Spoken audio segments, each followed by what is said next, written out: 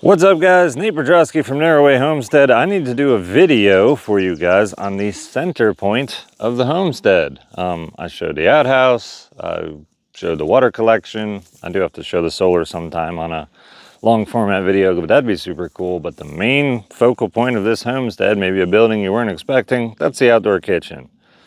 My favorite place to exist on the homestead. When I'm not out in the woods doing something like that, this is it. This is the hangout spot. This is where food is.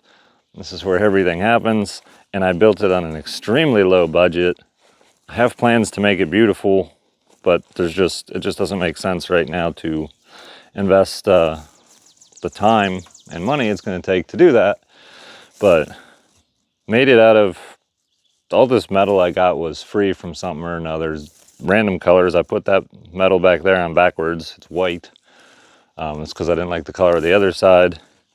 I've got a blue tinted tabletop, so when it's gray and cloudy outside and you're in that back part of it, you can look up and see a blue sky. I also got the tabletop for free off of a job or something like that.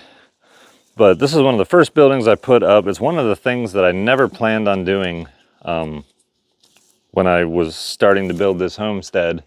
But cooking inside the camper kitchen, it was just tiny, it was dumb. There was no room. So it became pretty obvious that some kind of building for cooking was needed. So this building went up. I bought these treated posts, planted them in the ground. This is pole barn style.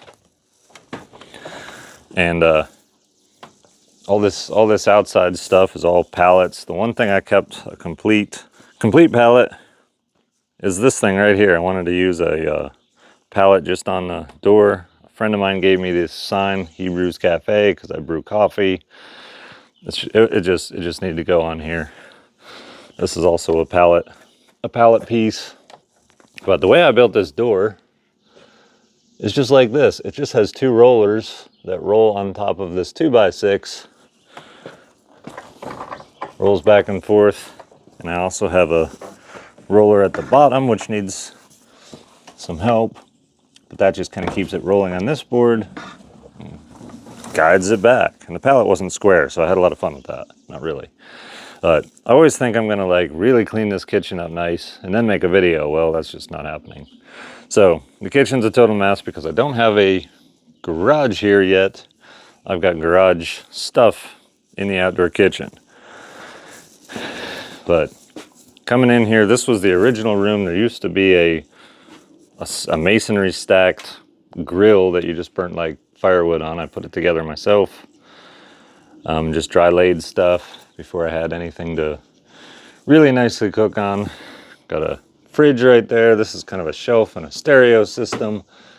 The structure itself, I do believe I purchased these 2x6s and then split 2x6s for the purlins to support the metal. This originally was the back of the kitchen. I put a TV here because somebody had a TV that they were going to throw away. I haven't used it in like a year and a half probably. Slab wood. A lot of these shelves were built out of slab wood or reject lumber from a sawmill. Either or. I've had these pieces of plywood as canning shelves for over 15 years.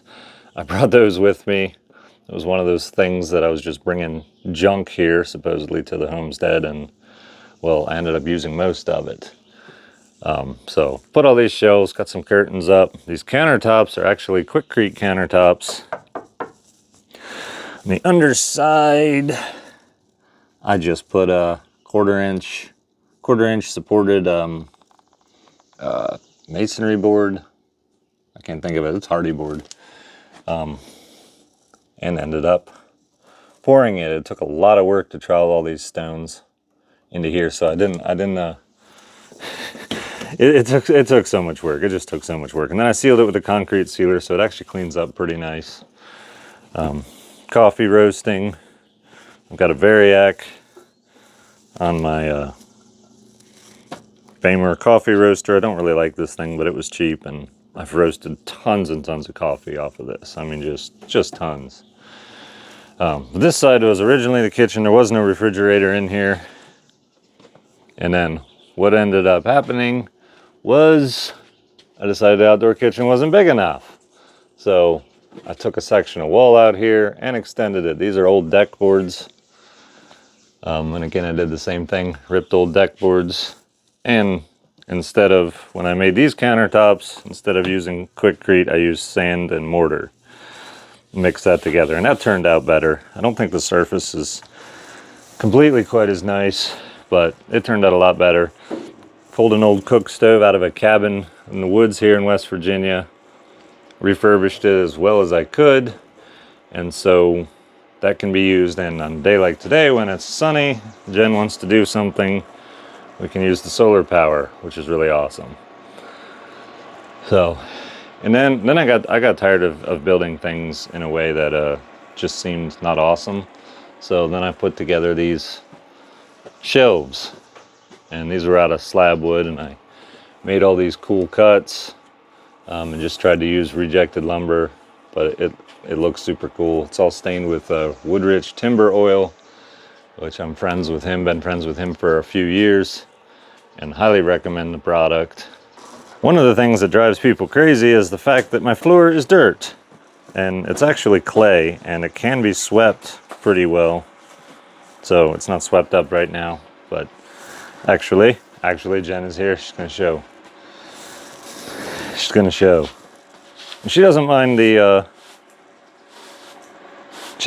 dirt floor at all, which is really cool. Nobody here has ever said the dirt floor is horrible. But it can be swept up, but you don't have to care if you spill a little something on the floor or anything like that. It doesn't really need mopped up. Obviously, you wear shoes in here unless you want dirty feet. But it sweeps up pretty well. I have some low spots that I've always intended to come back and bring some wet clay and tamp it in here.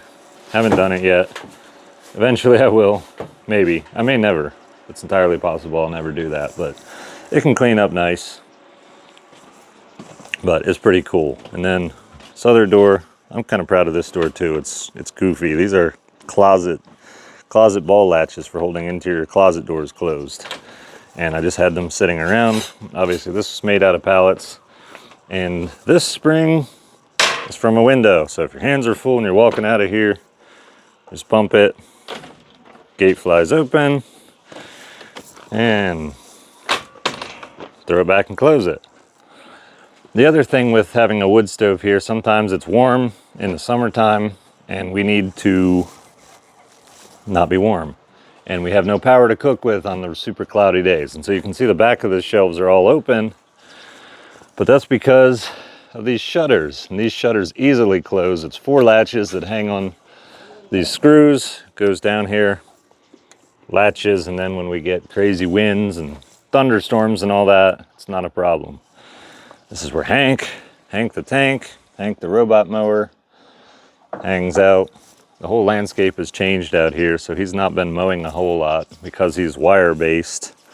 And the wire's just not where I want it, and digging it and moving it all the time just seems crazy.